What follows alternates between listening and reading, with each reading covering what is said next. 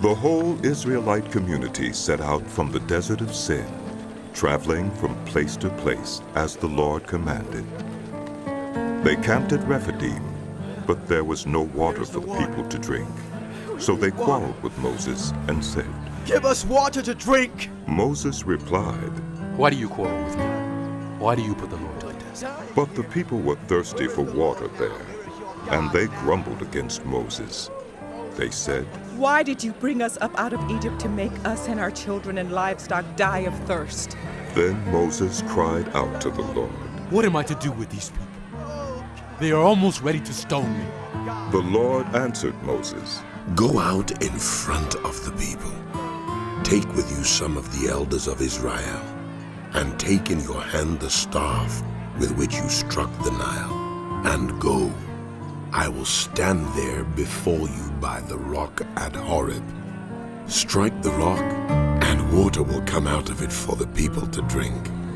So Moses did this in the sight of the elders of Israel, and he called the place Massah and Meribah, because the Israelites quarreled, and because they tested the Lord, saying, Is the Lord among us or not?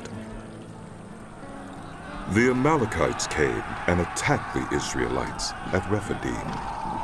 Moses said to Joshua, "Choose some of our men and go out to fight the Amalekites.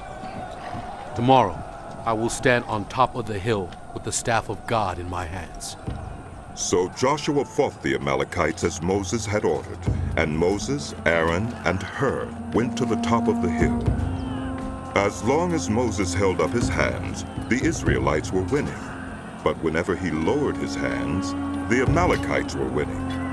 When Moses' hands grew tired, they took a stone and put it under him, and he sat on it. Aaron and Hur held his hands up, one on one side, one on the other, so that his hands remained steady till sunset. So Joshua overcame the Amalekite army with the sword.